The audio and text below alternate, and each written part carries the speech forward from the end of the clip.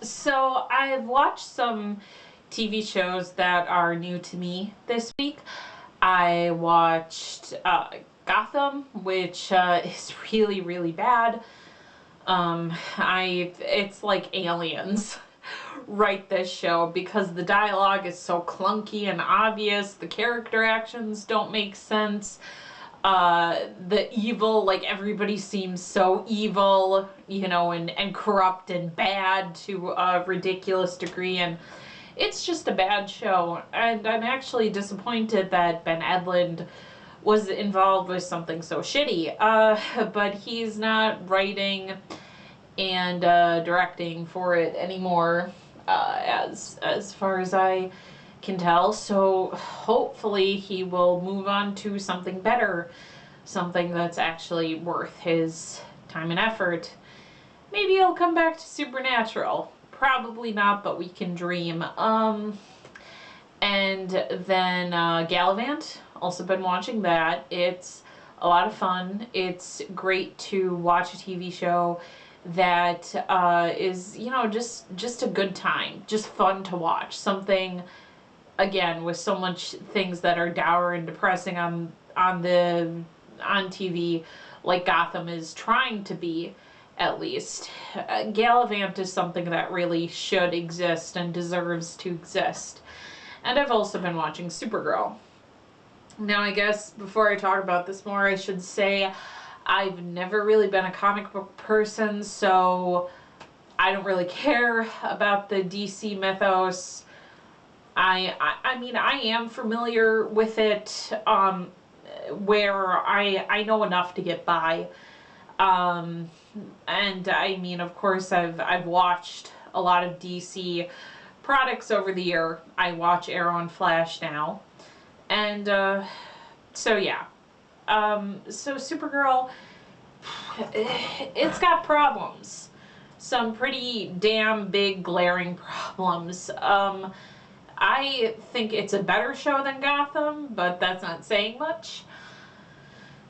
The show its worst problem, Supergirl, is that it's not its politics. It's the way it presents its politics and the way it presents its message.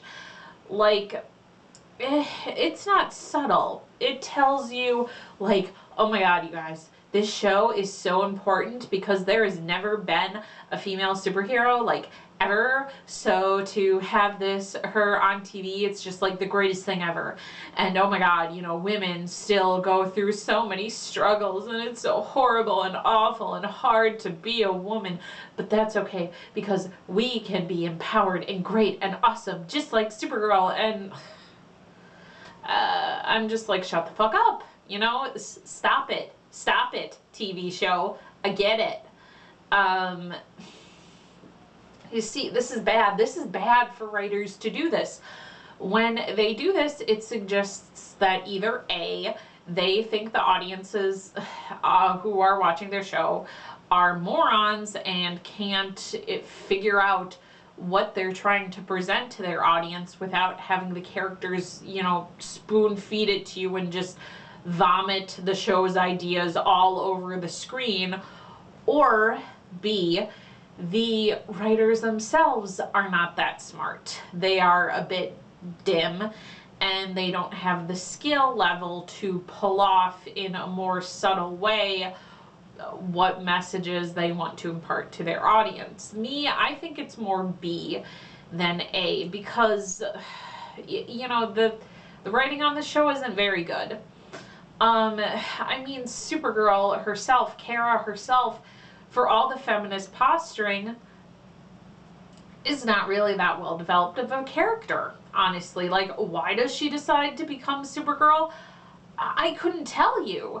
I mean, I know why she saved her sister and all of those innocent people, but why she feels the need to be Supergirl, I don't know. I mean, we're told, like, that her mother said, oh, you have a heart of a hero, and, you know, bullshit like that. But you think if Kara was so imbued from her childhood with the need to be a hero, that in her civilian life she would be doing something different than just being an assistant to some bitch.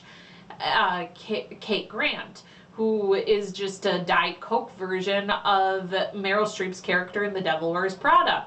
And if I can go on an aside, Callista Flockhart ain't no fucking Meryl Streep. I mean, the character does have nuance in the writing, but Callista just can't pull off, like, subtle emotions. You know, she's either, like, playing, you know, a nice type woman, or she's, you know, 100% evil bitch to Kara.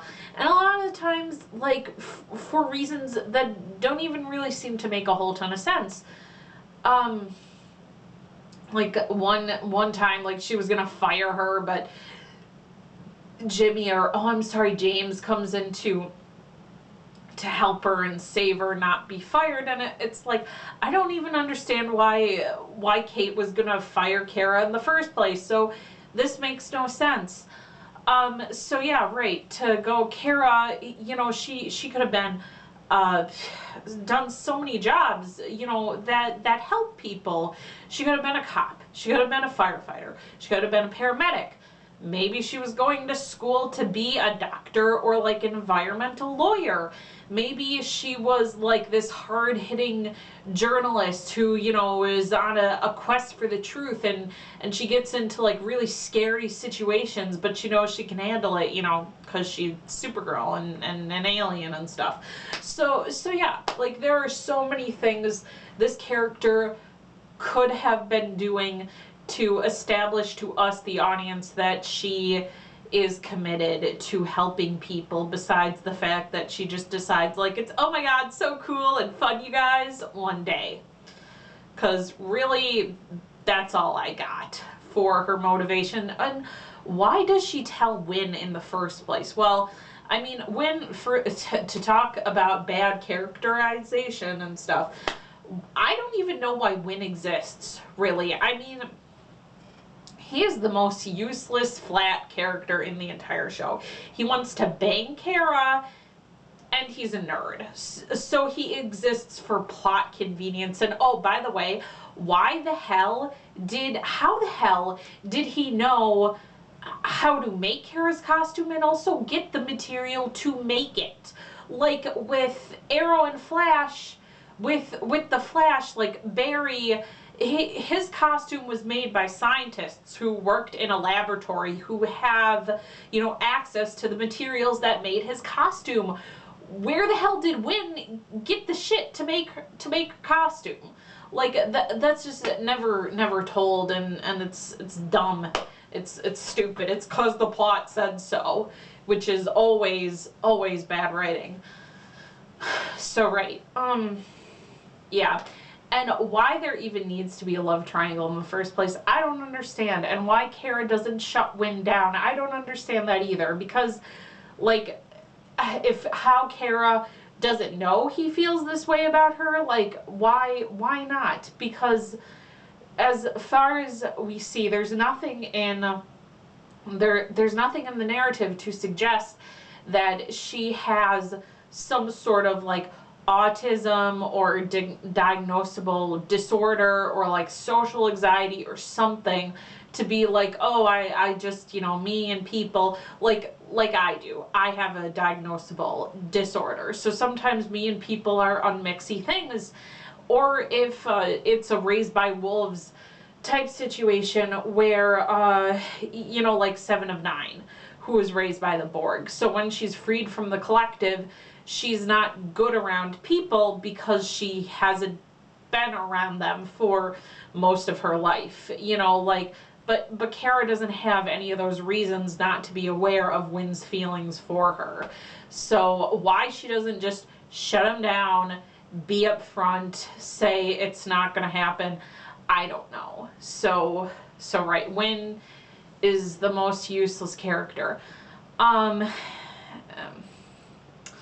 Well, I mean, even though James, like Jimmy, I think he's Jimmy Olsen in name only, so I don't understand why they just didn't make him a whole other character.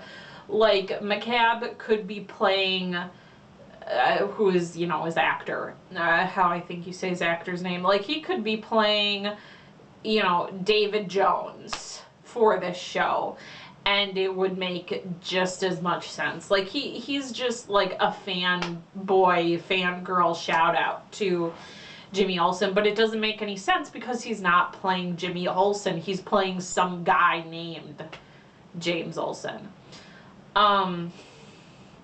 Which, you know, I'm not a fan of DC, but I understand the objection to this character for that reason. So I guess I feel the objection. I understand it, and I agree. Maybe to just a little on the stuff I do like. I like Alex, and I like Hank Henshaw. I like both of them and their characters. They pretty much make sense to me. I don't feel insulted when they're on screen. Like, Alex, she isn't really subject to all of the stupid feminist lip service like Kara and Kat's characters are. How they monologue so much about how hard it is to be a woman. Yeah, she doesn't do that. She just does her as an agent for this anti-alien organization, and just wants to do her best job doing that, and is dedicated to protecting Kara. Like, I get her. I get what she's about. I know her motivations. She makes sense to me. Hank is cool. Don't really have any objection to him either. And yeah, he's just kind of a cool guy, a cool alien type dude who, you know, is on this mission to, you know, honor Alex's dad, you know, the Danvers, which is nice. So yeah, I want to see more what happens with him too. So yeah, that's kind of my thoughts on the show, on Supergirl. So yeah, share yours. Do you guys agree, disagree? What, good, bad show? Are we praying for cancellation on this one? My heart won't be broken if it's canceled, but if it keeps being on, whatever. Sayonara, auf Wiedersehen.